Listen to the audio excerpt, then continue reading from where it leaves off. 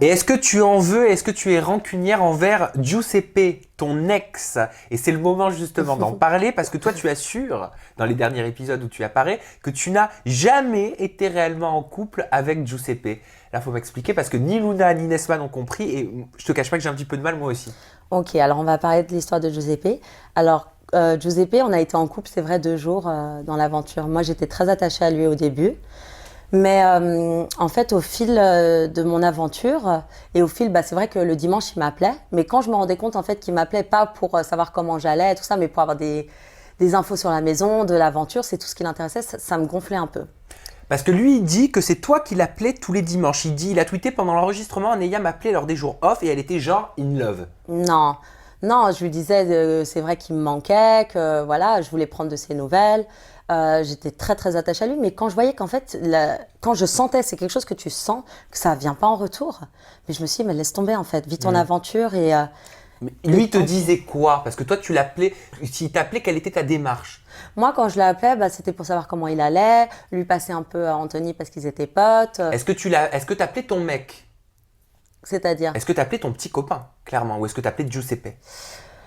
J'étais un peu mitigée entre les deux. J'avais besoin encore qu'il fasse ses preuves, voir un peu ce qu'il veut vraiment avec moi en fait. Tu gardais le contact. Oui, je gardais le contact naturellement, sans voir en fait si la relation va évoluer ou pas, et ça évoluait pas. Et donc, ça n'évoluait pas parce qu'en fait, il te posait des questions que sur le tournage, c'est ça, et Sur le non pas sur toi. tournage, ouais, et même le dimanche, j'étais tellement fatiguée. Enfin, quand je lui parlais, moi, ça me fatiguait de parler de ce qui s'était passé la semaine. Voilà, je voulais plus parler de nous, tout ça. Bah oui. Voilà. Donc, euh, donc voilà, ça, j'ai pas trouvé très cool. Ensuite, il a mis sur Twitter, oui, arrête de m'appeler, Arrête de m'appeler, hashtag t'as aucune chance. t'as aucune chance. Bon, écoute, je pense que c'est une réaction suite à Karl, parce que Karl est rentré dans l'aventure. Je trouvais que c'était un très beau garçon. Et quand il a vu cet épisode sortir à télé, il a marqué ça, pour exister, je pense. Parce qu'il peut m'appeler et me dire pourquoi, qu'est-ce qui s'est passé dans l'aventure. Pourtant, votre relation, elle était concrète, c'était une vraie relation. Il a dit que vous aviez couché ensemble. Non, il n'a pas dit qu'on a couché ensemble. Non, non. Il a dit quoi? Il n'a pas dit qu'on a couché ensemble. Un journaliste lui a posé la question, est-ce que tu as eu des histoires, enfin des relations sexuelles avec Anéa?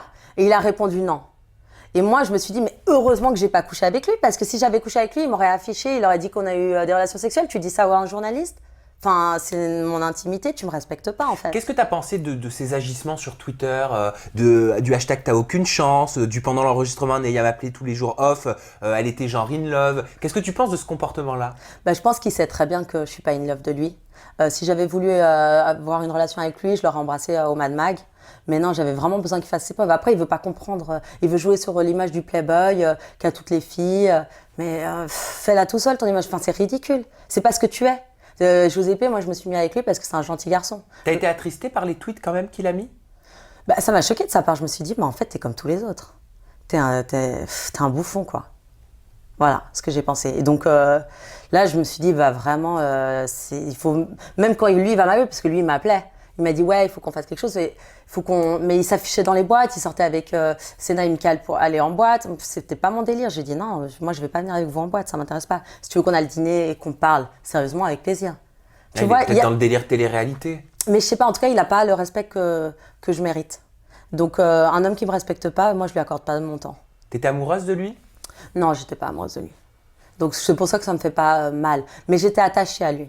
Je l'aimais bien, mais il m'a beaucoup déçue en fait. T'as l'impression qu'il s'est servi de toi? Servi de moi, non. Non, non, je pense pas qu'il s'est servi de moi. Je pense qu'il aurait voulu se servir de moi. Mais je suis assez intelligente pour comprendre les choses. Ah, et donc d'après toi, si je comprends bien, quand il a vu qu'il y avait rien à en tirer, il a adopté la position inverse, quoi. Voilà, C'est-à-dire exactement. le clash, Voilà, le clash la pour dualité. exister. Exactement.